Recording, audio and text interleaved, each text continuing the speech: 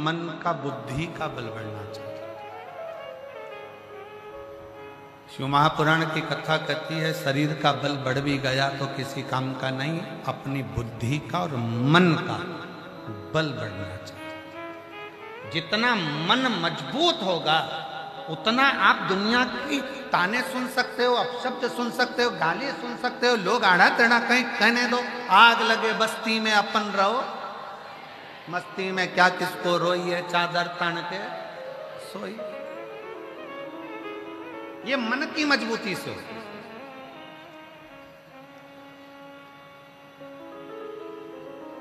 ये मन की मजबूत। इतनी तेज धूप पड़ रही है।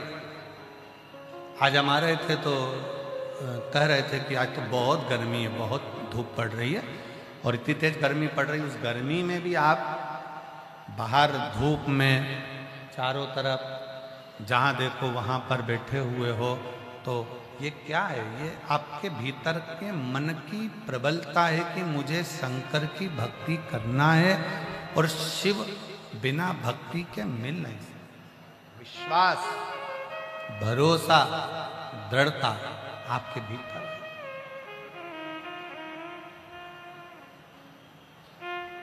तो बल शरीर का बढ़े चाहे न बढ़े, शिव महापुराण की कथा कहती है बल अपने मन का बढ़ना चाहिए। पूर्ण बल रखो, पूर्ण बल।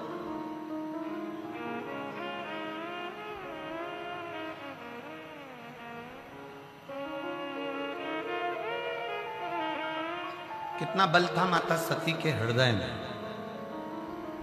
जब माता सती प्राणों को त्याग रही थी, यज्ञ की अग्नि में माता सती अपने प्राणों को त्यागने के लिए, भस्म होने के लिए जा रही थी। पीछे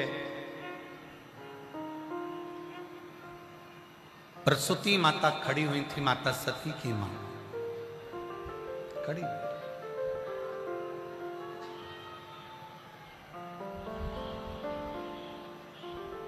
और माता सती की मां खड़ी हुई है और माता सती की माता ने तुरंत कहा सती से, सती तेरे पिता ने तेरे पति का अपमान करा। सती तेरे पिता ने तेरे पति का अपमान करा, तेरे सामने तेरे पति का स्थान नहीं दिया, अपशब्द पर अपशब्द कहे गए। शिव महापुराण की कथा कहती है जो बहुत श्रेष्ठ होता है ना, जो बहुत सम्माननीय होता है, बहुत जिसकी जिंदगी में जो आगे बढ़ता चले जाता है, बहुत श्रेष्ठ होता चले जाता है, जिंदगी में गालियां, अपशब्द, ताने उसी को ज्यादा पढ़ना चालू हो जाते हैं, उसको पढ़ते हैं। अच्छा एक बात बताओ, सब लोग उत्तर दीजिएगा जरा। बमूल के पेड़ में कोई पत्थर मारता है क्या? जम के बोलो जरा। पत्थर कौन से पेड़ में पड़ते हैं? जिसमें आम लगते हैं, बेर लगते हैं, इमली लगती है, चीकू लगता है, सीताफल लगता है, रामफल लगता है, खिरनी लगती है। पत्थर किसमें मारे जाते हैं? जिसमें फल होता है। कांटे का पौधा है, बमूल का पौधा है, बमूल का वृक्ष है, कौन पत्थर मारे?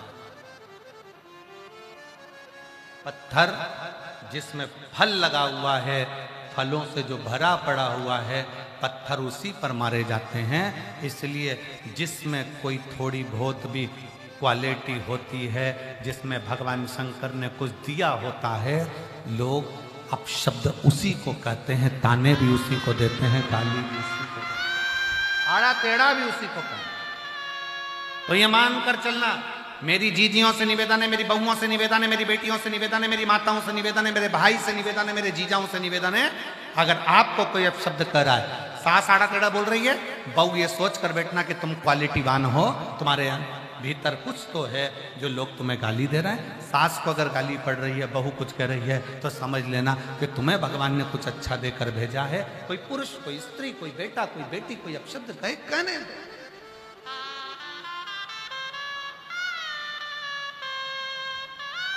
तुम तो भगवान के भरोसे चलते जाओ। हम तो बाबा के भरोसे चलते हैं। तुम भगवान के भरोसे चलो, भगवान की भक्ति में चलो, भगवान के स्मरण में चलो और भगवान के नाम जाप में चलो, चलते जाओ।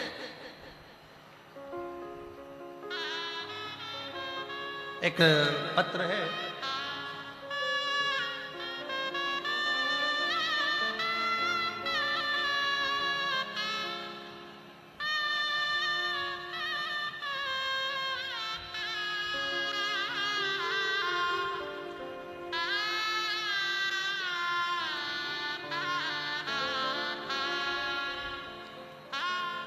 अमृत सिंह पति श्री अमृता सिंह पति श्री शेषनाथ सिंह कहीं बैठे हो तो हाथ हिला सकते हैं। मैं गाजीपुर उत्तर प्रदेश के निवासी हूँ। अमृता सिंह पति शेषनाथ सिंह, मैं गाजीपुर उत्तर प्रदेश की निवासी हूँ। कहीं बैठी हो तो हाथ हिला सकते हैं। आ जाओ, एक बेलपत्र ले जाना, आ जाइए। मेरे पति 40 साल से पुराना केस चल रहा था, नौबत सजा की आ गई और ये पक्का सजा सुनानी भी देगी। अब करें क्या? तभी किसी ने कहा सतुआ बाबा काशी में कथा करा रहे हैं। डोमरी पड़ाव में कथा हो रही है, सतुआ बाबा कथा करा रहे गौशाला पर। मन करा, अपने पति की ऐसी स्थिति देखकर मन बड़ा दुखी हुआ। 40 साल से केस चल रहा था, आखिरी में तकलीफ की घड़ी आई। किसी ने कहा सतुआ बाबा कथा करा रहे हैं डोमरी पड़ाव में कथा, डोमरी पड़ाव में थी, डोमरी पड़ाव में कथा करा रहे हैं। एक दिन की कथा सुनने के लिए मैं अपनी लड़की के साथ वहां पहुंच गया। गुरुदेव, कथा सुनने वाला दिन 24 नवंबर 2024 था और पंडाल में मैंने सुना कि पंडाल में बैठकर जो मांगा जाता है शिव देता है।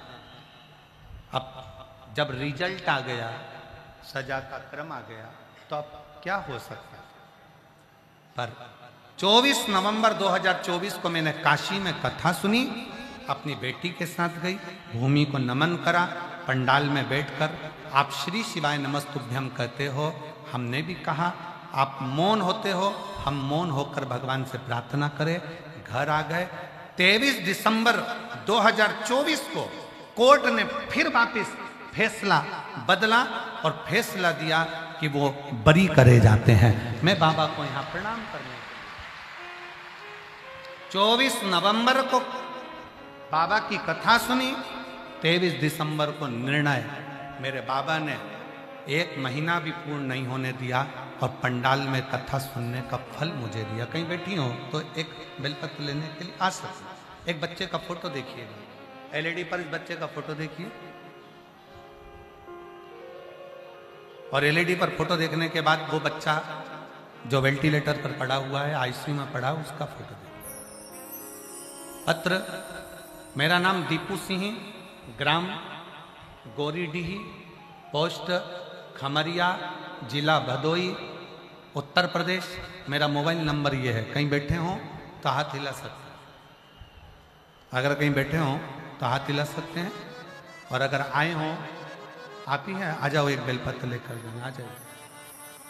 मेरी छोटी बहन का 7 साल का लड़का है जिसकी शरीर जैसे ही उसको तकलीफ हुई तो हम उसको इलाहाबाद में डॉक्टर के पास लेकर गए और प्रयागराज इलाहाबाद में हमने उसको दिखाया तो उसकी किडनियां दोनों फेल हो चुकी थी। लीवर ने काम करना बंद कर दिया, किडनी फेल हो गई। हमको कहा कि इसको कोई दूसरे हॉस्पिटल में लेकर जाए। हम उसी समय पर निर्णय कर उसको वापिस लेकर आ गए और उसको हमने वापिस पुनः दिल्ली के अस्पताल में उसको भर्ती कर। और जब दिल्ली के अस्पताल में उसका इलाज चालू हुआ तो डॉक्टर ने कह दिया कि इसकी दोनों किडनियां खराब हो गई हैं, इसका डायलिसिस चालू होगा। अब उसका डायलिसिस चलता रहा, डायलिसिस के बल पर ही वो चलता रहा। ऐसे दिन निकलते गए। बच्चे की हालत देखकर लगता था कि हर हफ्ते महीने में डायलिसिस हो रहा है, कैसे जिएगा।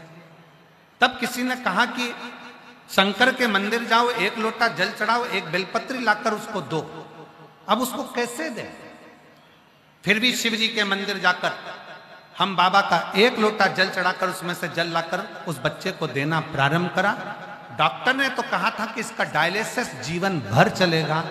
बाबा की कृपा ऐसी हुई, महीने पर आया, फिर धीरे धीरे वो महीने से आकर 2 महीने पर आया। अब मेरे बच्चे का डायलिसिस पूर्ण तरह से बंद हो गया। मेरा बच्चा स्वस्थ है, जिसका इलाज चल रहा है। मैं बाबा को प्रणाम करती हूँ। शिव